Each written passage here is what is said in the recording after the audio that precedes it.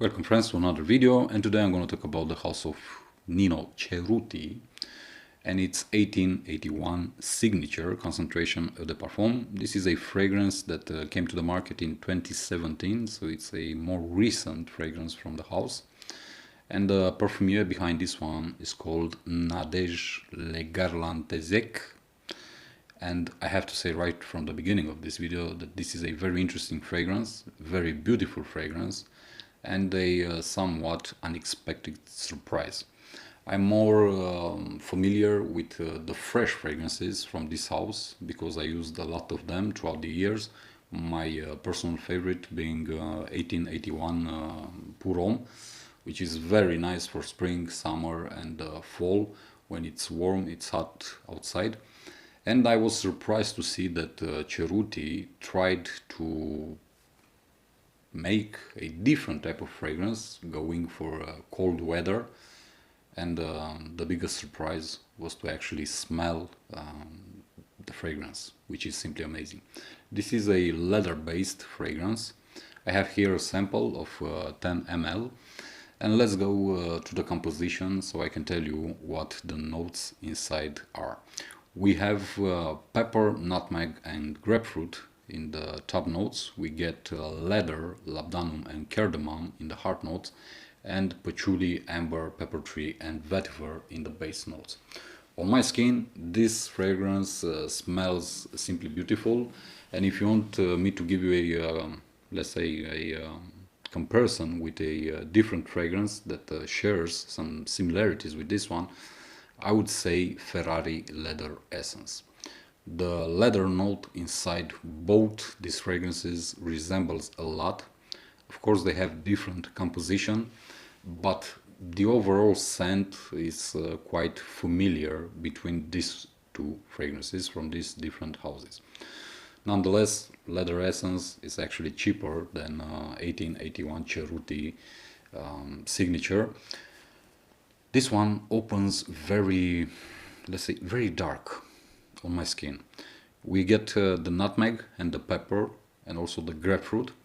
And although you might expect the grapefruit to be the main accord in the opening, it actually isn't. It's a, let's say, curious thing that it sits somewhere behind the nutmeg and the pepper. So the main accord in the opening is the nutmeg, at least on my skin. And it's okay, it doesn't bother me, but as I said, I was surprised to see that the grapefruit was not the main accord. You do get the bitterness of the grapefruit combined with the nutmeg and the pepper, which is quite interesting. But as time passes, you're gonna get a very beautiful leather note coming from behind and enveloping the opening. And the leather note is simply beautiful. It's very soft, it's very comfortable, it's very elegant, but at the same time it gives you a macho vibe, making it, let's say, more masculine compared to other leather notes that you can find in the different fragrances. So it has a manly character, this leather note in 1881 Signature, which is very beautiful. The fragrance turns very fast to a leather-based fragrance, and from behind you get a big blast of cardamom, which starts to transform the composition, and it simply starts to warm up the whole thing even more than it is in the opening. And you get a big infusion of vetiver also, and this is a quite dark vetiver, if you ask me. I would say it's the same type used in Encre Noir, for example, from La Ligue. It's not as easy to wear as it is in, for example, Ferrari Vetiver Essence. It's the type that you're going to find in Guerlain Vetiver Extreme. So it's very dark, it's very green, it's very masculine, it's very powerful, and combined with the leather and the spices transforms this fragrance in something even darker. You also get some amber, which adds to the heat, and also some patchouli, which isn't as present as I was expecting. The overall scent is really beautiful. It's dark, it's for colder weather. It's I would actually see this fragrance being worn quite excellent in winter time when it's really cold. Even in a blizzard, if you ask me, I would think that it will perform really great. And the overall feeling is of a very sophisticated, very refined type of fragrance made for a very elegant, very sophisticated man, mature man, if you ask me. In terms of performance, on my skin, I get somewhere between 10 to 12 hours of longevity. In terms of projection, I get very good projection for the first 2.5 hours. Afterwards, I get 1.5 hour of moderate projection, and afterwards about 2 hours of weak projection. Then until the end, I only get whiffs with this fragrance, but trust me, in windy days, in spring, as it is right now, feeling those whiffs are simply an incredible sensation.